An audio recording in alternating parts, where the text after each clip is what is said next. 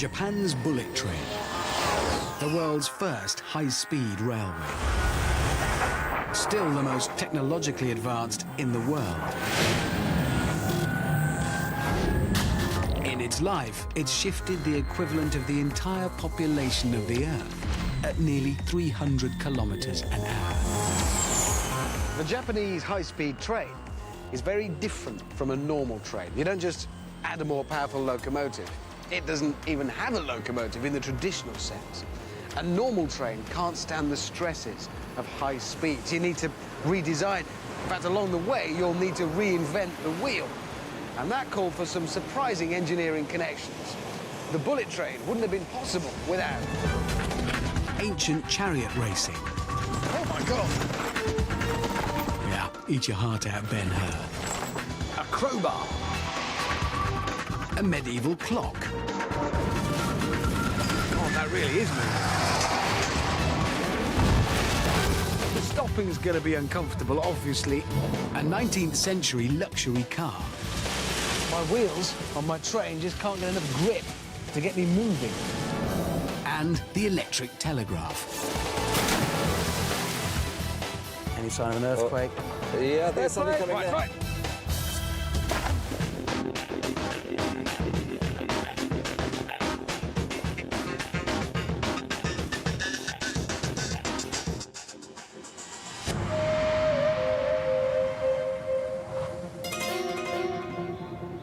Japan, a rugged, mountainous land.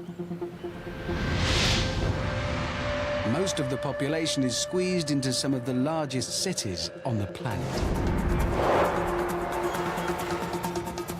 Getting around the country is a challenge.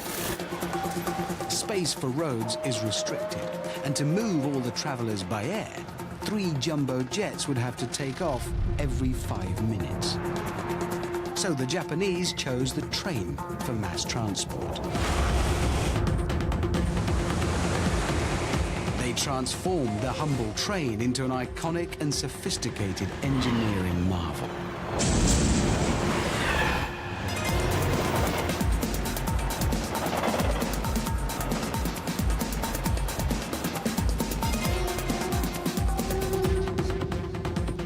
This is the N700 bullet train, latest in a line of pioneering high-speed trains. And, well, it even looks fast, which it is. Close on 200 miles an hour, 300 kilometers an hour in regular service. But if you think it's all about what happens here at the pointy end, you'd be wrong. It's much more radical than that. The whole thing is a system designed to get up to speed, then to corner safely and comfortably, even to stop automatically if there's an earthquake. It is quite a train. How do you turn a normal train into a bullet train? It starts with the simplest thing: the shape of the wheels. You would think the one place where a wheeled vehicle would have no problems at all is a straight piece of track like this. I mean, you've got wheels, rails, no bends. What can possibly go wrong? In fact, everything can go wrong if the wheels are the wrong shape. I mean, it's still round. Round is good in a wheel. But it's the part that touches the track here that makes contact. That is absolutely critical. Without the help of a medieval clock, a high-speed train could simply throw itself off the rails. No need to take my word for it, because I've brought my very own carriage to the Hammond Railway's proving ground for its inaugural journey to test its wheels. It's not a grand design. It doesn't even have its own power, but that doesn't matter because I've got a powerful winch to drag it along this dead straight piece of track at speeds of up to 80 kilometers an hour. Unfortunately, Hammond Railways don't stretch to basic amenities, like seats. That's one of the reasons why I won't be riding on my carriage. The other reason is, well, it doesn't have any brakes. I did say it was basic. It'll be brought to a complete and probably quite sudden halt by that barrier down there. On the plus side, this does have everything we need to show just what high-speed train engineers are up against. Namely, we've fitted it with these train-style wheels.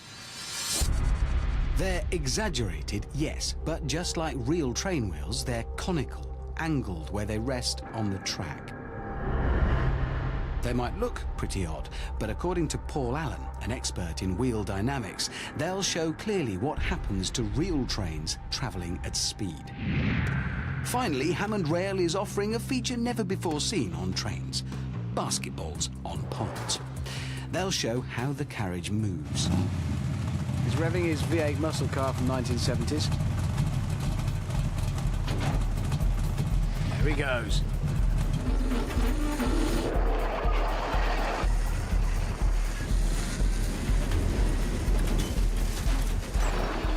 As it speeds down the track at about 65 kilometers an hour, the carriage starts rocking from side to side. It's called hunting oscillation. I can see. Is that why the Yeah, top of these posts are moving side to side? Yeah, you can see it hunting a bit now.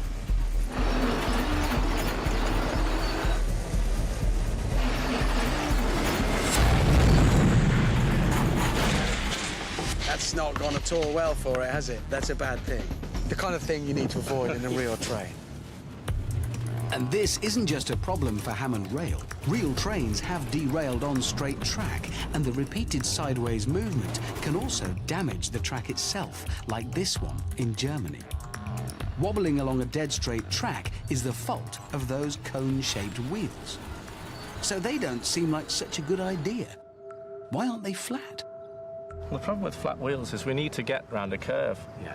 So if we try and do that with flat wheels, Right. I've got my flat wheel here. We run it down the track. See, it works. It doesn't work. It doesn't not so work. much. Yes, but we all know train wheels, they're round, but then they have like a flange on them that keeps them in the track. Flanges are the metal lips that sit down the side of the tracks. We could put flanges on the wheels, but the trouble is then the wheels will be guided around the curve purely on these flanges, and we'll wear them out, and we'll wear the sides of the rails out. It'll all be wrecked Very quickly. very quickly, yes. So, it's back to those conical wheels. Someone clever came along and thought, well, if we put some cone angles, then we might be able to get this to go around a curve. Go on, then. Somebody came up with this. Okay. So it's off. That's where the other one got to. And it's just... Well, it works. It works. Clearly. And that's just its shape Exactly, that's yes. sending it round. A cone rolling on its side turns in a circle, and train wheels use this principle. As it goes round a bend, the train is thrown out, and the outside wheel effectively gets bigger, making a sort of cone which turns the train. But because conical wheels can effectively change size, they can make trains unstable, even on straight track, causing that hunting oscillation we saw, especially at bullet train type speeds.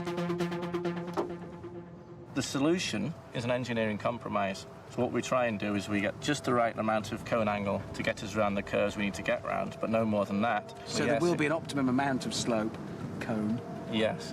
for a train that's going to go faster. Yes, so very high-speed trains have very low amounts of cone angle or kineticity, and slower trains have much more kineticity. So the slope on a conventional train wheel is flattened for the bullet train. The angle is halved. Each wheel is precision machined to the perfect angle. And what's good enough for a bullet train is good enough for Hammond Rail. I'm exchanging my extreme conical wheels for flatter ones. I've also added some weight to try and stop it derailing again. I'll admit, Hammond Rail doesn't offer a complete service yet. No return tickets.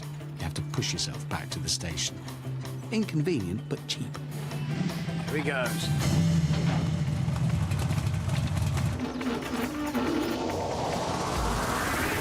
So what we're looking for here is a steady ride.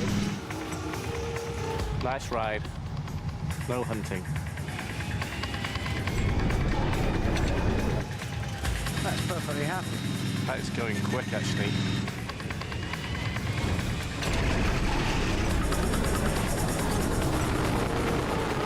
God, that really is moving. The stopping's going to be uncomfortable, obviously, in a real situation. The flatter wheels have eliminated hunting oscillation. Look how steady the basketball telltales are. My carriage travels straight and true on the rails, which means it can go really fast. But still nowhere near as fast as a bullet train. For those kinds of speeds, the engineers couldn't just rely on flatter wheels to avoid hunting oscillation. They needed a two-part solution. The second part of which lay at the heart of a medieval clock. Before clocks were invented, time was pretty fluid, but medieval monks wanted regular prayer times. They needed precise clocks. And that particular prayer was answered for them around the middle of the 15th century with the invention of a new type of clock. And the device that transformed clockmaking, monastic life, and ultimately the bullet train was this, the coiled spring. And there's one in here, in this clock as well. All it does, as you wind it, it coils itself around itself tighter and tighter, and that's storing energy. Then as it unwinds itself slowly, that energy is released, and it's that energy that's used to turn the gears and cogs that turn the hands and tell us the time. And with a little bit of tweaking, this horological motor would go on to help solve the problem of hunting oscillation on the bullet train. Because coiled springs are also good for suspension systems. By stretching and squashing, they smooth out bumps in the road, as car mechanics discovered in the early 20th century. And train engineers adopted the same idea. Coiled springs, in fact, are particularly good for trains because they don't just absorb up and down motion, they also dampen side-to-side rocking. On the bullet train, coiled springs absorb the energy of the hunting oscillation. Stiffer springs absorb more energy, so they dampen the sideways movement, so the train can't rock as violently. Right, they are actually building trains here, so I'll get out of their way. Thanks to some punctual monks and clever watchmakers, the engineers were able to design a train undercarriage that stops it hunting, shaking from side to side at high speeds. With flatter wheels, the train rolls so straight that it wears an almost perfect line along the rails. The machining of the wheels is the beginning of the journey for the bullet train.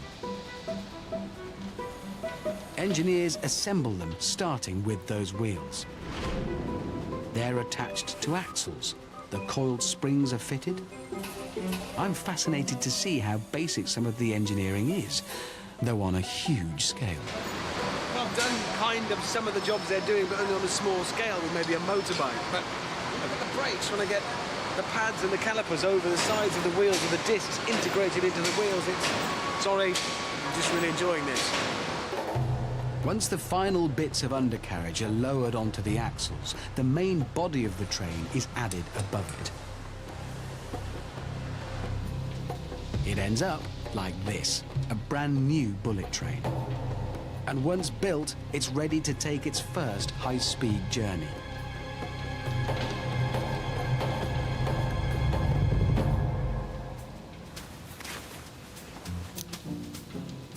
I wonder if they've left the keys in.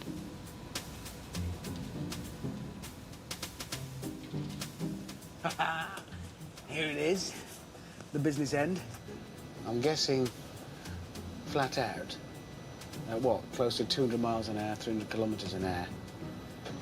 Being a train driver is quite exciting again. This might be in the workshop, but it is actually wired up and ready to go. It'll be driven out of here. But not now, not by me.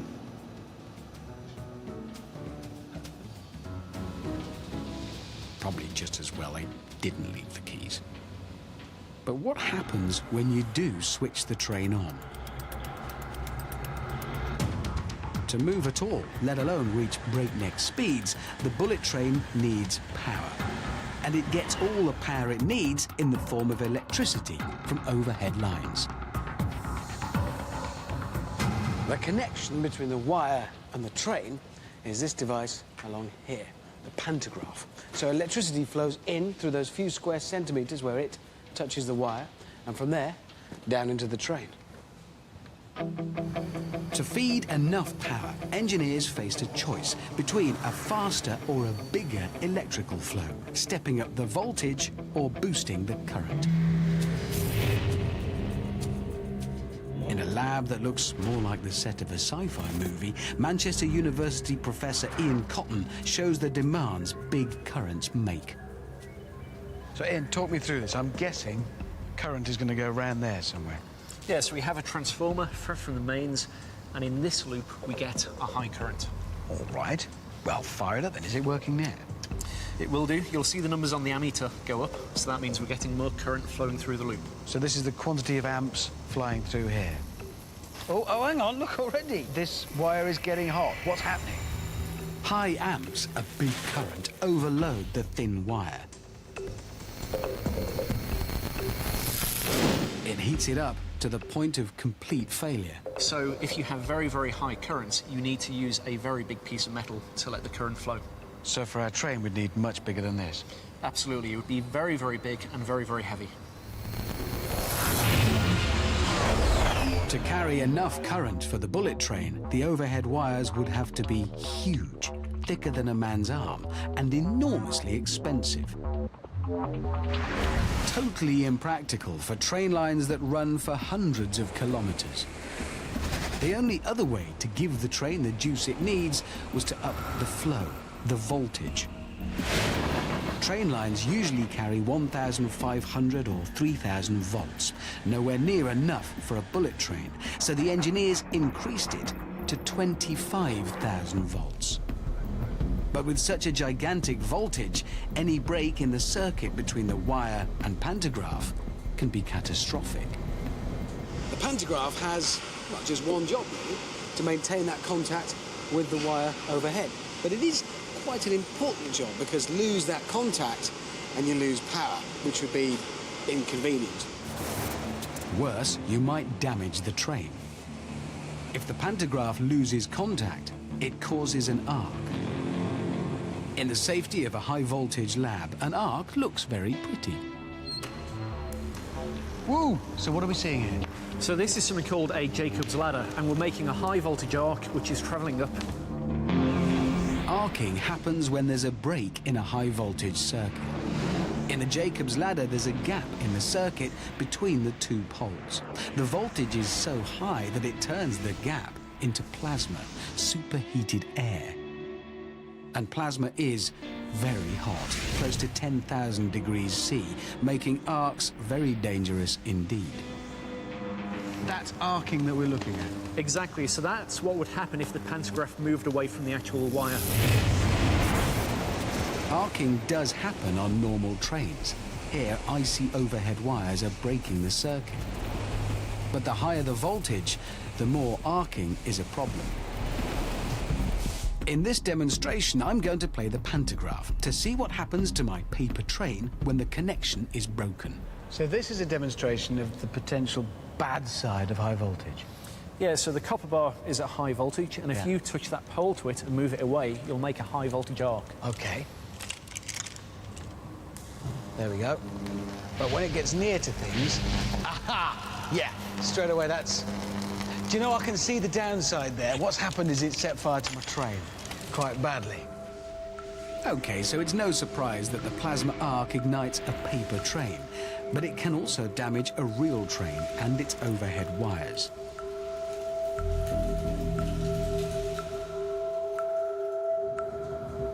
To prevent damage that could take whole lines out of action, the engineers needed a pantograph that would not lose contact with the overhead wire. And the key to their solution lies in this. It's just a crowbar. Well, a lever. And used in the right way, it can keep the pantograph pressing against the wire no matter what. Which is a good thing, because you really don't want to mess about with dodgy connections and massively powerful electrical supplies. Levers are essentially pretty simple devices. There's something long, like this, that pivots around a fulcrum, like that. The longer the lever, the more it can lift.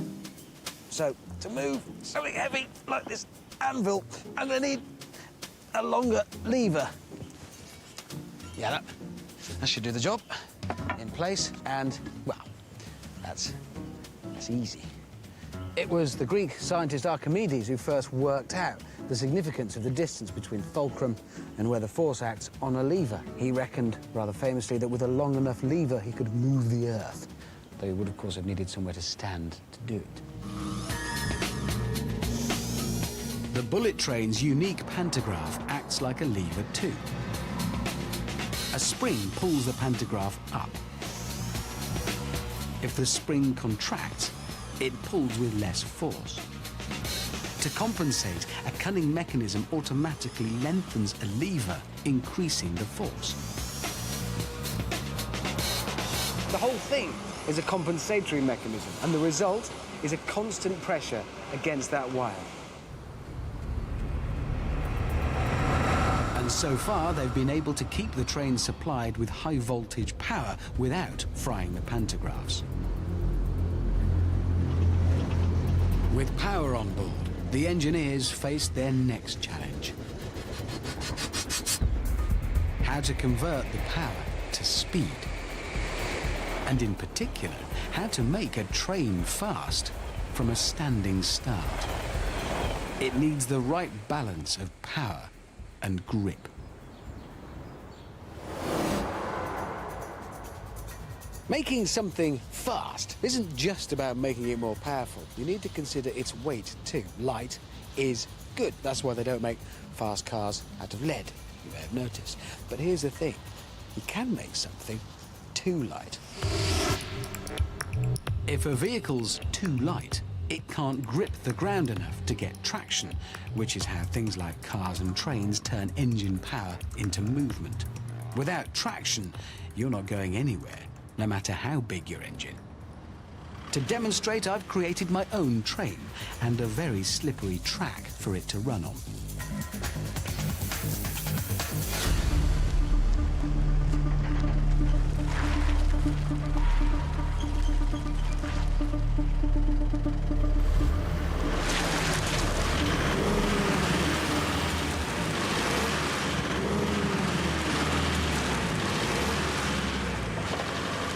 Yeah, well, as I think you can see, no matter how much power I use, no matter how much oomph I give it, and I'm giving it plenty, my wheels on my train just can't get enough grip to get me moving.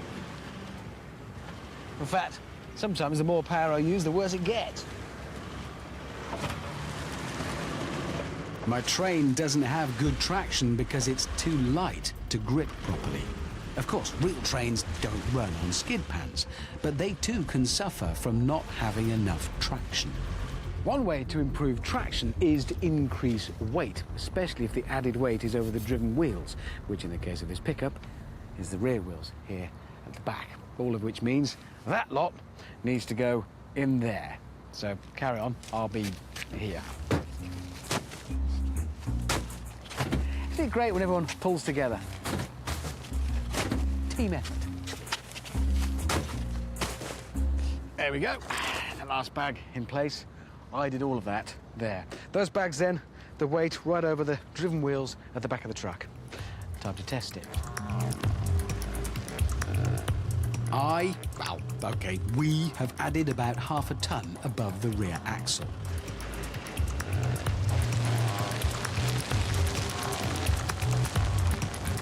No contest. Same skid pan, more weight, better grip, better traction.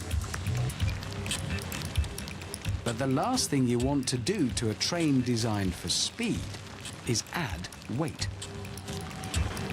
Instead, bullet train engineers found the solution to their traction problems in an early luxury racing car, the Lohner Porsche. In 1899, Ferdinand Porsche, that Porsche, designed a pioneering car in which each wheel was driven by a separate motor, the first four-wheel drive. And as off-roaders the world over know, with more driven wheels, you get better traction. I'm going to need to modify this vehicle.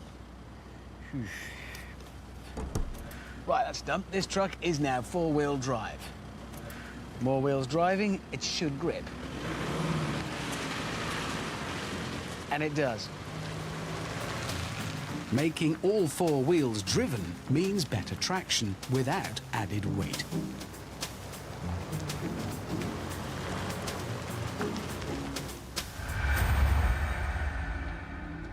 And the Japanese did exactly the same with the bullet train, flipping the traditional train around completely. Conventional trains use locomotives, big, heavy powerhouses that pull or push the other carriages along. But the bullet train engineers have kind of turned that principle on its head, because the pointy carriages at the front and the very back of this train have no engines. Instead, all the other carriages do. It's called a multiple unit system, and on this train, 14 of the 16 carriages have their own motors. In here, each motor drives 2 wheels, so it is, by my reckoning, 112-wheel drive. Good traction without the extra weight means it can accelerate suitably quickly for a bullet train. All thanks to a 19th century 4x4. The next challenge for the engineers was how to keep that speed up round corners. Cornering too fast is a problem for any vehicle.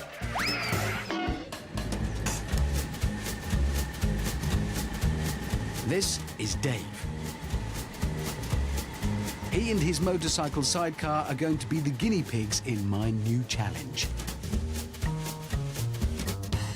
This, by the way, isn't just an awkward-to-get-at refreshment system. This water is part of the experiment. It's science. Take it away. Can Dave and the drinks complete my slalom course? Now we come to the first turn. Here we go. Dave and I go one way, and the drinks go the other. I'm going to be thirsty. I mean... Dave? Saw my drink's gone. No big surprises there, OK, but in the interest of science, we must dot the I's and cross the T's. We all know the feeling, if you've ever been around any sort of corner at speed, when you feel you're being pushed to the side. It's called centrifugal force, and basically it's because your body as an object, wants to carry on going in a straight line, but the car, or bike, is pulling you that way. So relative to it, you feel a force throwing you that way. And centrifugal force can have deadly consequences. In Osaka in 2005, a commuter train took a bend too fast and flew off the tracks. 107 people died. Thankfully, derailment is rare, but tight bends and high speeds produce strong centrifugal forces. Bullet train engineers didn't want to slow the trains down. To get round the problem, they turned to some of the very first wheeled vehicles. Chariots. Ancient charioteers knew how to corner quickly without flying off track, and so did their modern counterparts. This is a modern chariot, a scurry. Jeff Osborne is our Ben-Hur, and these are his ponies, Zig and Zag. So what am I going Well, to what do? you're going to do, you're going to keep the car stable. I thought I was just sitting a bit of passenger. I'm going to bring a book. No, no. You're not going to read a book. You're going to lean this way and lean that way. So if I get it wrong... We'll roll over. These modern charioteers race around twisty courses with lots of cornering. And to keep the scurry stable, usually Alison sits on the back and leans into the turns. But today, I'm doing it. No pressure then. Never let go. If a pony trips, you'll be straight out the back. Bad. So, 1, 2, lean. 1, 2, lean, and I lean the way As and far then as you into the can. turn as far as I can Yeah. get. If the wheel starts coming off the ground, you lean further. Right. So, after that, frankly, terrifying briefing, we're off.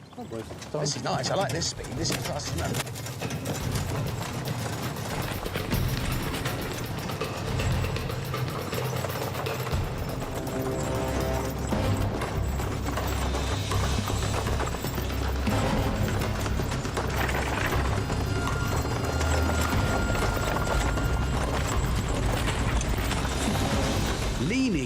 into bends reduces the centrifugal force that pushes us outwards.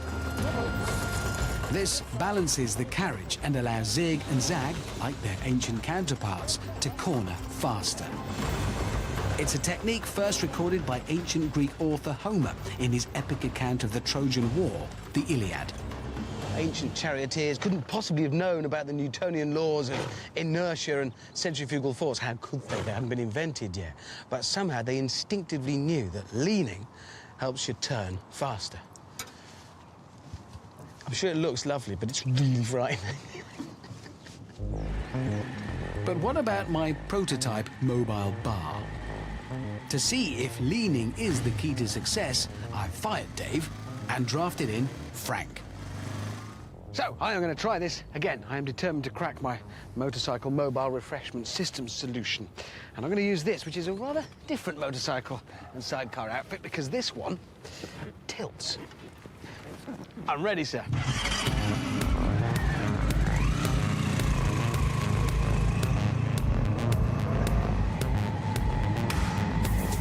This sidecar tilts instantly and effortlessly as it corners, keeping my drinks firmly in place. That is astonishing. Ben-Hur was clearly onto something, though I'm pretty sure he never foresaw its impact on mobile refreshment systems.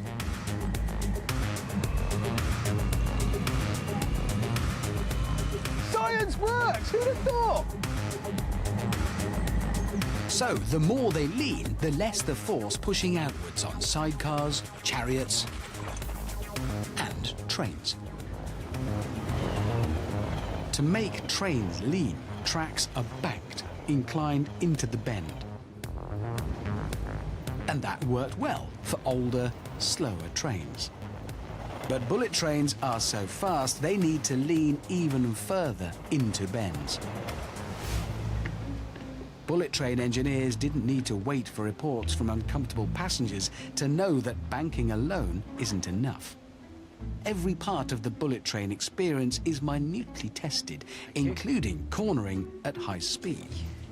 This is the test train. Right, this is odd. This is a simulator. Obviously, it's not as long as a real train, but here we go. Chaps, fellow passengers.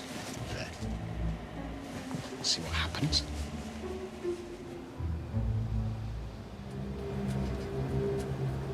This simulator can replicate the sensations of the bullet train traveling at any speed on any kind of track. Today's experiment, cornering at nearly 300 kilometers an hour. Right now, going in a straight line, and I'll admit I'm completely convinced, as far as I'm concerned, I'm in a high-speed train. And as we go into the bend, this has been set up to simulate just a banked track.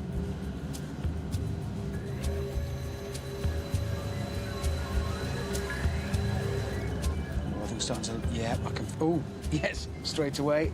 Yeah, I can feel that throwing me off to the right. So banking isn't enough. And you can't bank the track any more than this, because if you do, well, if a train has to stop at it one day, it might fall over.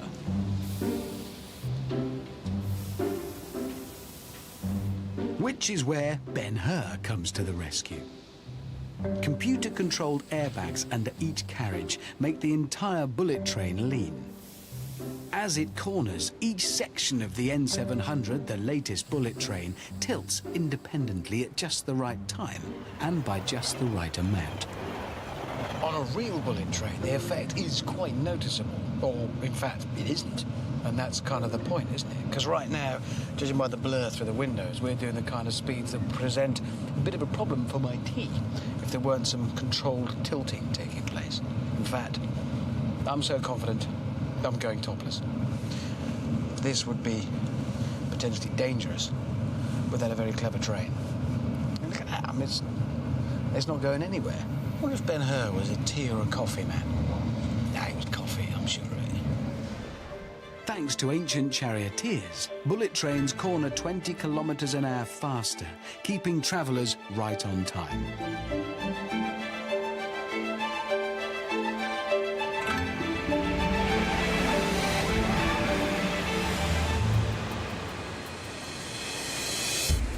So bullet trains stay on track, along straights and around bends, as long as the track itself stays in place.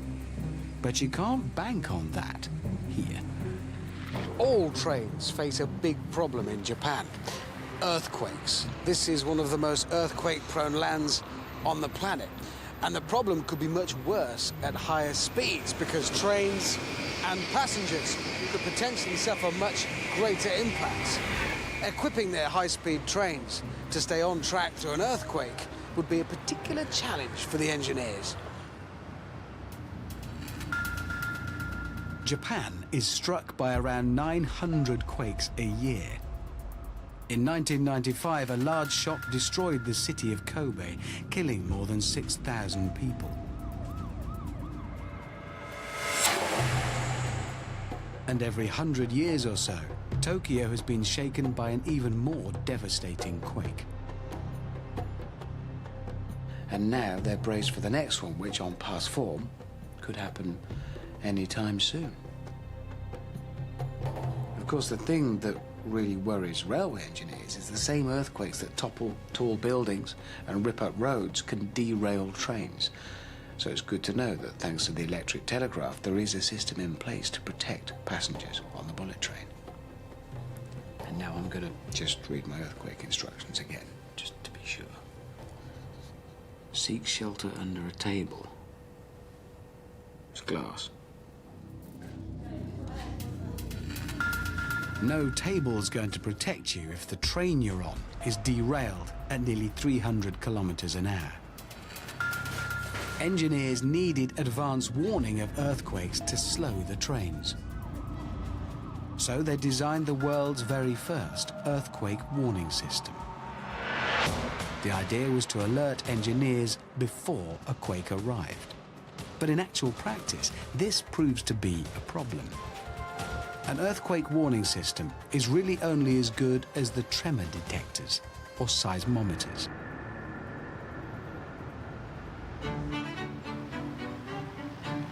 To understand the problem, we need an earthquake. And back in England, you can wait all day for one to come along. But according to earthquake expert Hugh Hunt, a lake and a large weight will replicate the key components of a seismic shock. And a precarious tower of blocks will play the part of its potential victim. Right, Hugh, we've assembled everything you asked for. We're in a boat on a small lake, and over there is a digger with a big weight in it. How's this an earthquake? Well, we can simulate an earthquake by dropping this lump of metal into the water, and it's going to create a wave. And in an earthquake, you've got waves in the ground. Hugh has set up a system to warn me of the quake before it strikes, so I can try to protect the tower. It all depends on this. That thing there is a seismometer. It measures motion. Hugh's seismometer should detect the quake and trigger a warning on his laptop. So we have an earthquake detection system down there attached to my tower. Yeah. So it's going to know when there's an earthquake.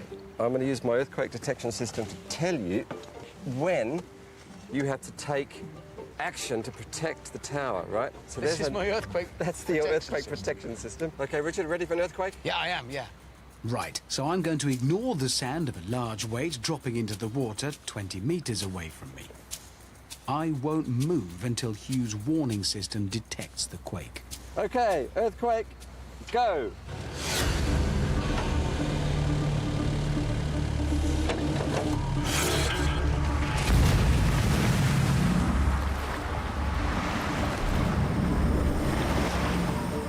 Any sign of an earthquake? Yeah, there's something coming there. Yeah. Do you see, the thing is... You're too slow. Well, how am I possibly going to... All you did was say there's an earthquake You're happening. too slow. But there was an earthquake, then it fell Look, over. it went red here, okay? But I was with my protection system and I never used it. Red means earthquake, Richard, and you were just too slow. Yeah, clearly what we have there, then, is a problem.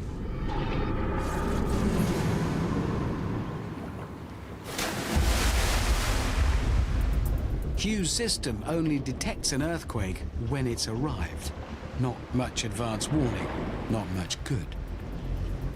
Luckily for bullet train protection, earthquakes aren't quite as sneaky as this. they actually announce their arrival with small, fast-moving waves.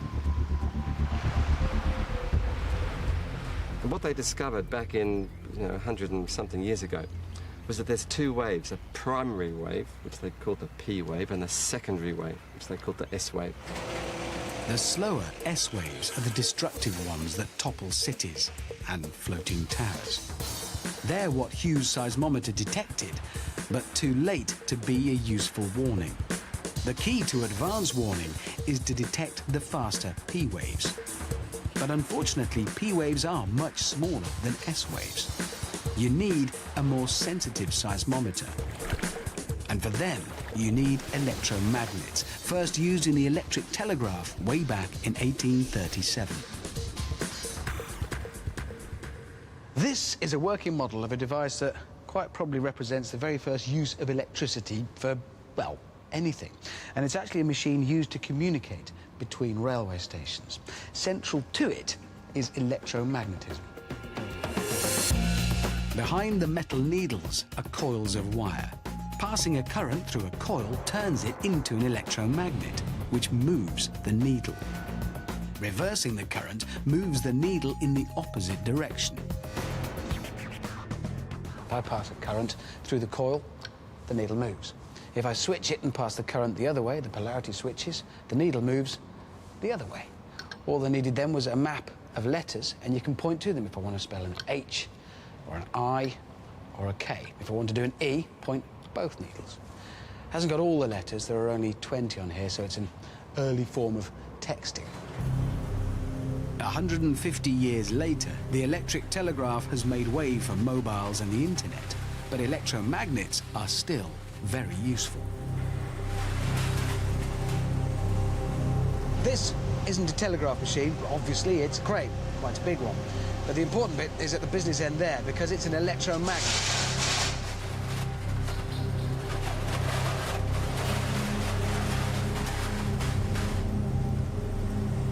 And there it goes doing its thing. Basically, this is just a magnet that can be on, or at the touch of a button, off.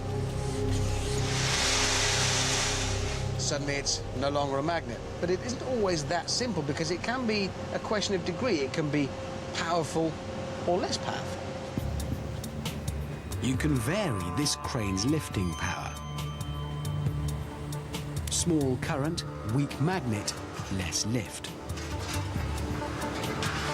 Up the current and you can shift large lumps of metal. But that's not all.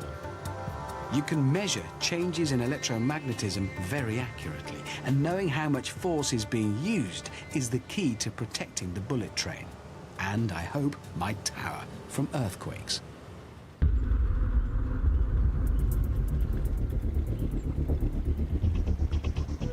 Back on the lake, I'm going to update my earthquake warning system.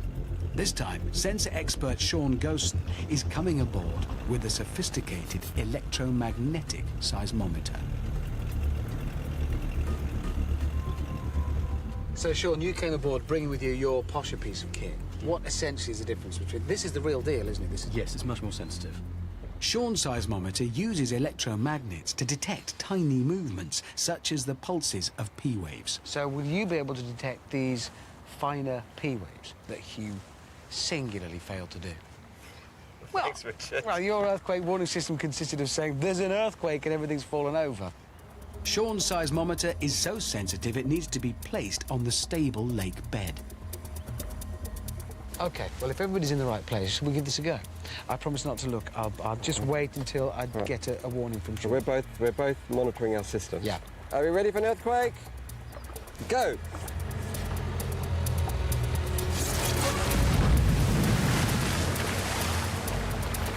OK, Richard. I've deployed my system. That is an early warning. Look at that. Oh! Richard, here comes an earthquake! Yeah, thanks, Hugh. We know there's an earthquake because everything's moving, but it's OK. I think my earthquake protection net has saved the day, and it was only able to do so because you could actually warn me there was an earthquake coming this time, rather than you could tell me there is one. And it's that difference, that it's just the fact that your system can detect those finer, smaller, different frequency waves. Sean's system alerted me about 7 seconds before the quake arrived, an actual advance warning. And seismometers using electromagnets are also sensitive enough to protect the bullet train. The current system is the most sophisticated earthquake warning system in the world. About 70 linked seismometers along the track and nearby map seismic activity. 2 seconds after detecting P waves, power is switched off and any train in the danger zone automatically brakes. For vehicles with a stopping distance of just over 3 kilometers, every second counts. In a 2004 quake, the system in place successfully stopped 4 bullet trains. But a 5th was too close to the epicenter and became the only bullet train ever to be derailed. In a constant quest for perfection, engineers have since developed a cutting-edge anti-derailment system. This is the Bullet Train Research Center. They don't let just anybody see their pioneering kit, and I'm shadowed at all times. Ah, hello. おはようございます。村松と申します。 Yes, hello. 今日よろしくお願いします。 Very nice to see you. どうぞ。 Ah, right, sit down. はい。 Okay, this is where I'm going to find out all about the じゃ place. The engineers were keen to share the complicated earthquake science behind the system, but it's all Greek, well, Japanese to me. クラスでもう一度揺らしてみます。映像を次にご覧いただきます。 Yeah, I should have brought a phrase book there. Fortunately, the lesson has a practical demonstration for underachieving students like me. It's one of those simple but effective solutions. They've fitted an extra rail.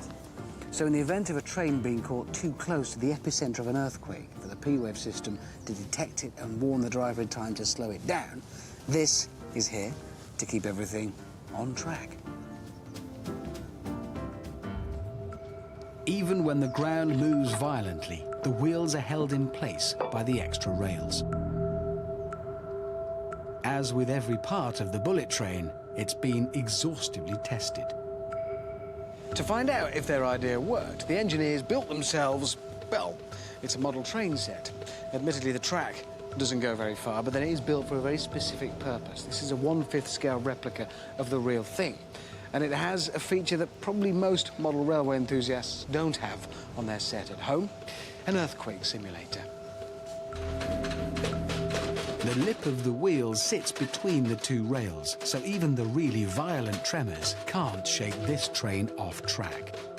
The special rails are currently being introduced along sections of the line. It really is an astonishing train.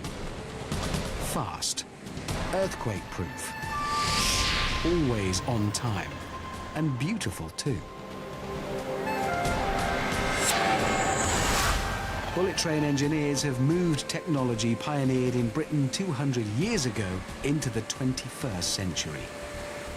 Now, bullet train technology is being exported all over the world, even back to Britain. The bullet train really has led the way to a new global age of the train. China and America are committing to high-speed rail networks. And this remarkable, revolutionary train wouldn't have been possible without Ancient chariot racing, oh my God! a crowbar, a medieval clock. Oh, that really is moving. The stopping's going to be uncomfortable, obviously. A 19th century luxury car. My wheels on my train just can't get enough grip to get me moving. And the electric telegraph. Any sign of an earthquake? Yeah, there's something coming down.